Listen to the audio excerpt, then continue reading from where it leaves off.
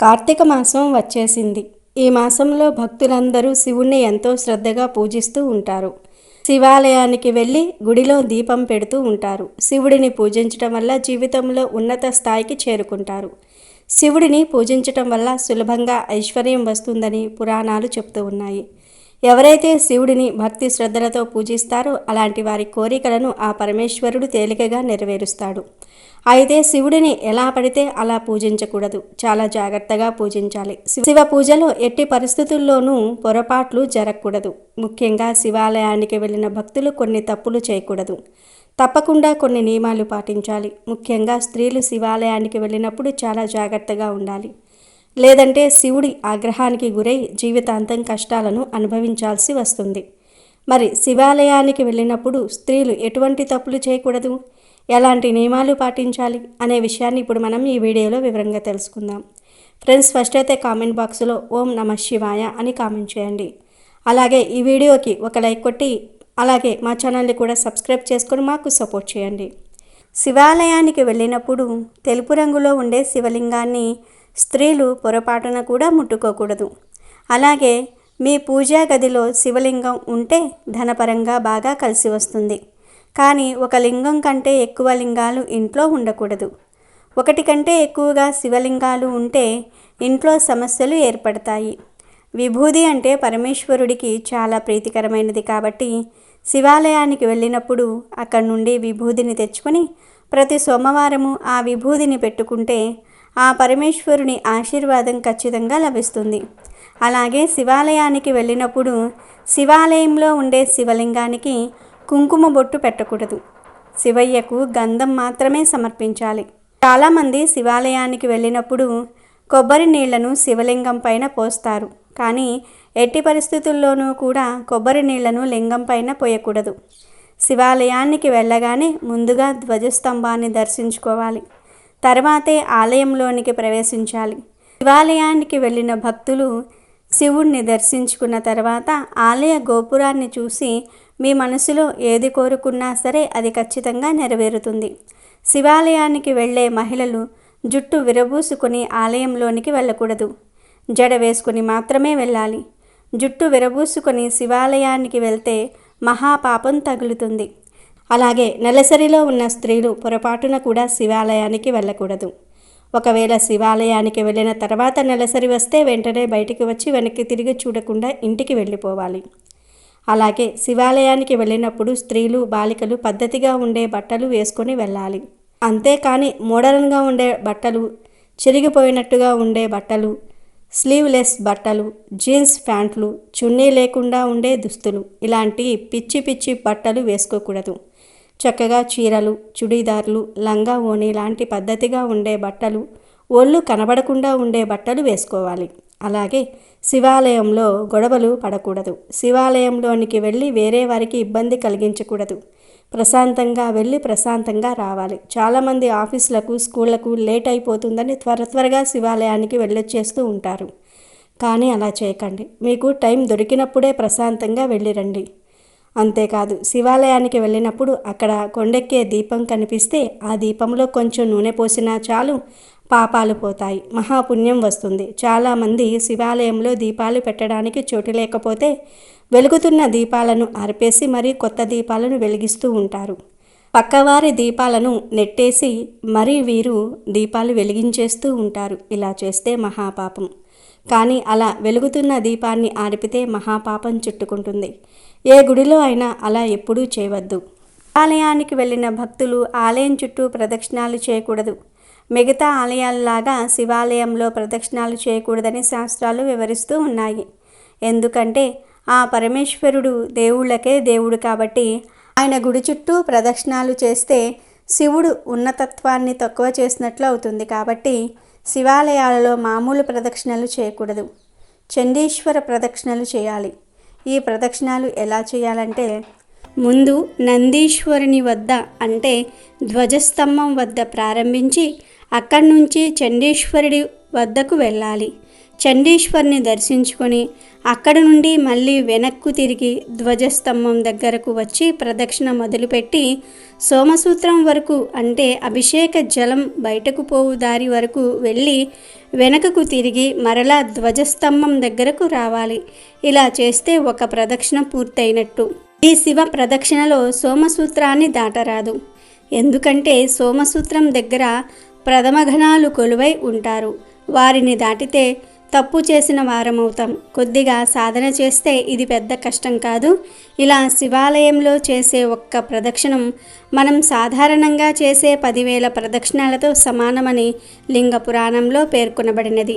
ఇలా 3 సార్లు ప్రదక్షిణాలు చేయాలి. జల్లేడు మాలతో శివుణ్ణి పూజిస్తే ఆ శివయ్య తొందరగా కరుణిస్తాడని విశ్వాసం.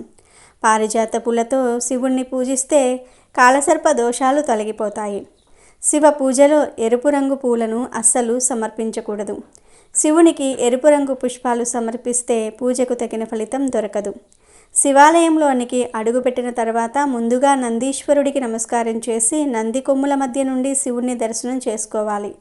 ఇక శివుడిని దర్శించుకుని గర్భగుడి నుండి బయటకు వచ్చిన తర్వాత ఎట్టి పరిస్థితుల్లోనూ కూడా ధ్వజస్తంభానికి నమస్కారం చేయకూడదు. శివుడిని దర్శించుకున్న తర్వాత ధ్వజస్తంభానికి నమస్కరిస్తే శివుడిని దర్శించుకున్న పుణ్యఫలం లభించదు. శివుని పూజలు తులసి ఆకులను ఉపయోగించకూడదు. శివుడు అభిషేక ప్రియుడు కాబట్టి శివాలయానికి వెళ్ళినప్పుడు ఆవు పాలతో శివుడికి అభిషేకం చేస్తే 1,000,000 జన్మల పుణ్యఫలితం లభిస్తుంది. అయితే మనలో చాలామంది పాలను అలాగే ప్యాకెట్లో నుంచి నేరుగా శివలింగం పైన పోసేస్తూ ఉంటారు. కానీ అలా అస్సలు చేయకూడదు. ఇలా చేస్తే మాత్రం అభిషేకం చేసిన పుణ్యం లభించదు. కాబట్టి శివుడిని అభిషేకం చేసేటప్పుడు ఒక గ్లాసులో ఆవు పాలను తీసుకొని శివలింగానికి అభిషేకం చేయాలి. పాలతో అభిషేకం చేసిన తర్వాత మరలా శివలింగం పైన నీళ్లు పోసి అభిషేకం చేయాలి. అలా చేస్తేనే సంపూర్ణ అభిషేక ఫలితం దక్కుతుంది. శివుడికి అభిషేకం చేసే సమయంలో మన శరీరంపై ఉన్న చెమట కానీ వెంట్రుకలు కానీ శివలింగం పైన పడకుండా జాగ్రత్తగా ఉండాలి. ఇంట్లో శివుడిని పూజించే ముందు వినాయకుడికి నమస్కారం చేసుకొని ఇంట్లో పూజ చేసుకోవాలి. ఇలా ఎలాంటి పూజ చేసినా సరే ముందుగా వినాయకుడిని పూజించాలని స్వయంగా ఆ శివుడే వివరించాడు. ఆలయానికి వెళ్ళినప్పుడు నంది చెవిలో మీ కోరికలను చెప్పుకుంటే అవి ఖచ్చితంగా నెరవేరుతాయి. నంది చెవిలో మన కోరికలను చెప్పుకుంటే నంది మన కోరికలను విని నేరుగా శివుణ్ణి దృష్టిలోనికి తీసుకువెళ్తాడు. అయితే నంది చెవిలో మీ కోరికలను చెప్పేటప్పుడు ముందుగా మీ కుడి చేతిని నంది చెవికి అడ్డంగా పెట్టి మీ గోత్రం పేరు, మీ పేరు, అలాగే మీ కోరికను చెప్పుకోవాలి.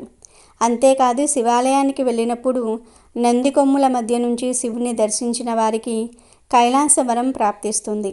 శివాలయానికి వెళ్ళే భక్తులు వట్టి చేతులతో ఆలయానికి వెళ్ళకూడదు. అలాగే సంపంగి పూలతో శివుణ్ణి పూజించకూడదు. సంపంగి పువ్వు శివ పూజకు పనికిరాదని శివుడు శాపం విధించాడు గనుక శివాలయానికి వెళ్ళినప్పుడు సంపంగి పువ్వుతో శివుణ్ణి పూజించకూడదు.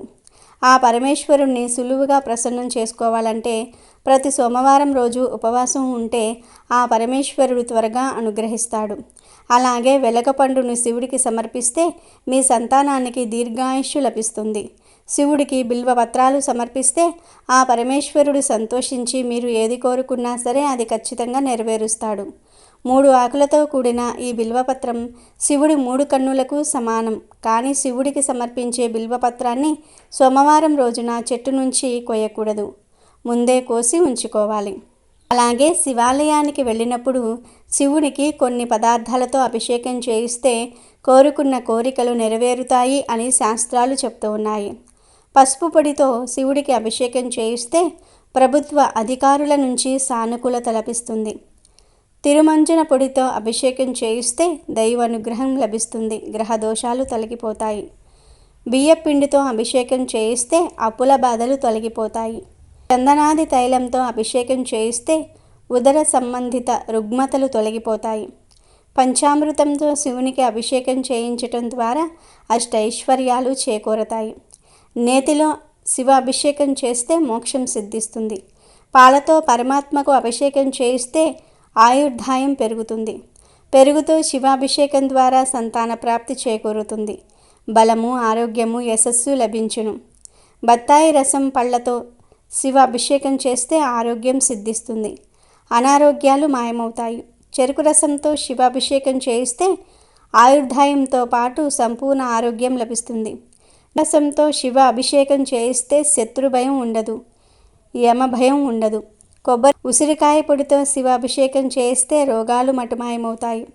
పన్నీరుతో శివాభిషేకం చేస్తే సంతోషకరమైన జీవనం ప్రాప్తిస్తుంది. చందనంతో శివాభిషేకం చేయించటం ద్వారా కీర్తి ప్రతిష్టలు ఇనుమడిస్తాయి. గరిక నీటితో శివాభిషేకం చేస్తే నష్టమైన ద్రవ్యం తిరిగి పొందగలరు. భస్మంతో అభిషేకం చేస్తే మహాపాపాలు నశించును. అలాగే అన్నాభిషేకం ద్వారా ఈతి బాధలు ఉండవు, సకల సంతోషాలు సిద్ధిస్తాయి. తేనెతో ఈశ్వరునికి అభిషేకం చేయిస్తే అద్భుతమైన గాత్రం సొంతమవుతుందని ఆధ్యాత్మిక పెద్దలు చెప్తూ ఉన్నారు. బిల్వపత్రాలు, జిల్లేడు పువ్వులు, గోగు పువ్వులను శివ పూజకు తప్పకుండా సమర్పించాలి. అసలు శివాలయంలో కొట్టిన కొబ్బరికాయను ఇంటికి తీసుకువెళ్తే ఏం జరుగుతుంది? అసలు ఇంటికి తీసుకువెళ్ళవచ్చా లేదా అనే విషయాన్ని ఈరోజు మనం ఈ వీడియోలో తెలుసుకుందాము. కార్తీక మాసం ఎంతో పవిత్రమైన మాసం. ఈ మాసంలో ప్రతి ఒక్కరూ కూడా ఆ శివుణ్ణి ఆరాధిస్తూ ఉంటారు. ఈ మాసంలో చేసే ప్రతి పూజ, పెట్టే ప్రతి దీపం కోటి రెట్ల ఫలితాలను ఇస్తుంది. కార్తీక మాసంలో వచ్చే ఏ సోమవారం రోజైనా సరే స్నాన జపాదులను ఆచరించిన వారు 1000 అశ్వమేధ యాగాలు చేసిన ఫలాన్ని పొందుతారని కార్తీక పురాణంలో చెప్పారు. ఈ మాసంలో అందరూ ఎక్కువగా శివాలయానికి వెళ్తారు, కొబ్బరికాయలు కొడతారు. మరి అలా కొట్టిన కొబ్బరికాయను ఇంటికి తీసుకురావచ్చా అనే సందేహం చాలామందికి ఉంది. దీని గురించి ఒక కథ ఉంది. ఒకానొకప్పుడు చిదంబర క్షేత్రంలో యచ్చదత్తనుడు అనబడే బ్రాహ్మణుడు ఉండేవాడు. ఆయనకు విచార శర్మ అనబడే కొడుకు ఉన్నాడు. ఆ కొడుకు వేదం నేర్చుకున్నాడు. ఆయన వేదమును చక్కగా సుస్వరంతో చదివేవాడు. ఎప్పుడూ స్వరం తప్పేవాడు కాదు. గోవులు దేవతలను నమ్మిన పిల్లవాడు. అయితే ఒకరోజు ఆవులను కాసే ఒక ఆయన గోవును కొడుతూ తీసుకువస్తూ ఉన్నాడు.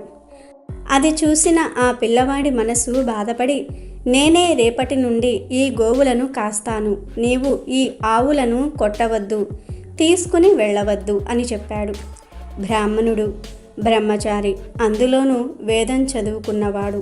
ఆవులను కాపాడితే మంచిదే కదా అని ఊళ్ళో ఉన్న వారందరూ కూడా ఆవుల వెనకాల ఈ పిల్లవాడిని పంపించారు. ఈ పిల్లవాడు వేద మంత్రములను చదువుకుంటూ వాటిని స్మరిస్తూ వాటిని జాగ్రత్తగా కాపాడుతూ ఉండేవాడు. వేదంలో కొన్ని పన్నాలకు కొన్ని శక్తులు ఉంటాయి. ఆవుల్ని రక్షించడానికి ఆ పన్నాలను చదువుతూ వాటిని కాపాడేవాడు.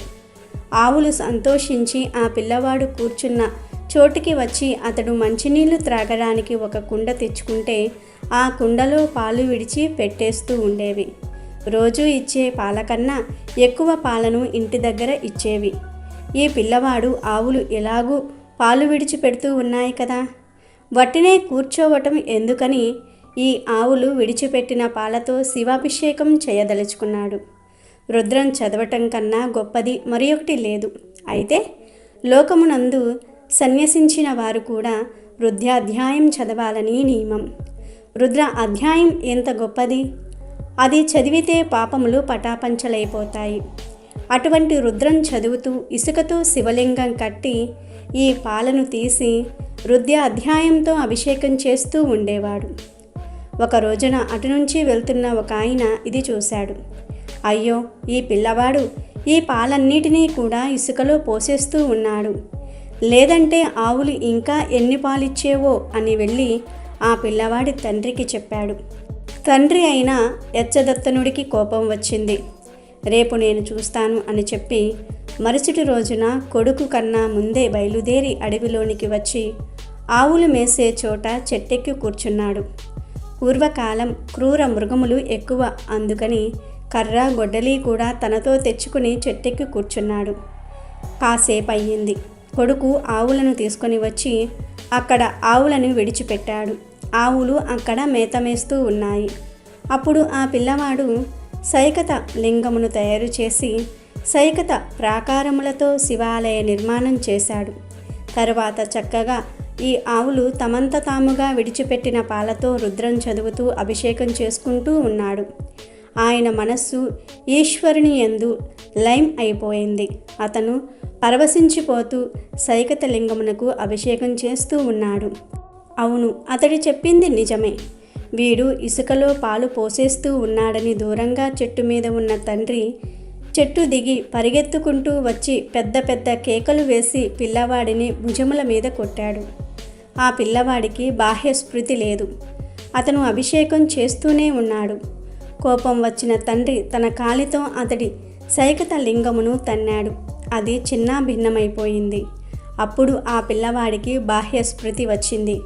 తండ్రి వచ్చినప్పుడు గొడ్డలి అక్కడ పెట్టాడు.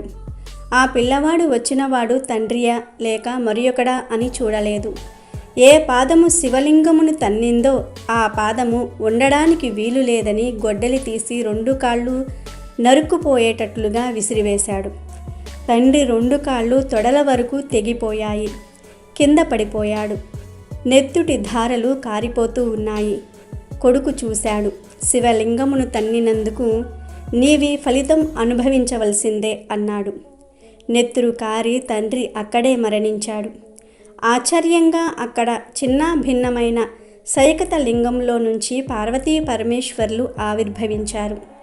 అప్పుడు శివుడు ఆ పిల్లవాడితో ఇలా అన్నాడు, నాయనా, ఇంత భక్తితో మమ్మల్ని ఆరాధించావు. అపచారం జరిగిందని తండ్రి అని కూడా చూడకుండా కాళ్ళు 2 నరికి వేశావు. మనుషుడవై పుట్టి తపస్సు చేయకపోయినా వరం అడక్కపోయినా నీకు ఒక వరం ఇస్తూ ఉన్నాను. ఇవాల్టి నుండి నీవు మా కుటుంబంలో 5వ వాడవు.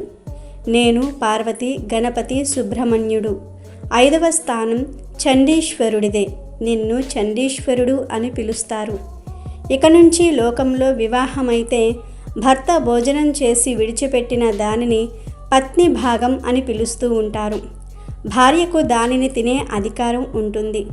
దానిని ఎవ్వరు పడితే వారు తినేయకూడదు. భార్యకొక్కదానికే ఆ అధికారం ఉంటుంది. అది పత్ని భాగం. కానీ శంకరుడు ఏం చేశాడంటే, పార్వతి, నేను ఇవాళ చండీశ్వరుడికి ఒక వరం ఇచ్చేస్తూ ఉన్నాను. నీవు అంతఃపురంలో నాకు భోజనం పెడతావు కదా, నేను తిని విడిచిపెట్టిన దానిని చండీశ్వరుడు తింటూ ఉంటాడు. వేరొకరు తినరాదు అన్నాడు. ఆ చండీశ్వరుడు ఎప్పుడూ శంకరుని ధ్యానం చేస్తూ ఉత్తరముఖంలో కూర్చొని ఉంటాడు. కాబట్టి శివాలయంలో శివుడికి కొబ్బరికాయ కొట్టినప్పుడు ఒక్క ముక్కను శివుడికి సమర్పించాలి. దానిలోనే శివుడు తిన్న తర్వాత చండీశ్వరుడు తింటాడు. అలాగే ఇంకొక చిప్ప ఉంటుంది కదా, అది ప్రసాదం. కానీ చాలామంది ఈ ప్రసాదాన్ని గుడిలో గోడ మీద పెట్టి వదిలేస్తూ ఉంటారు. అలా చేయకూడదు. అది మహాపాపం.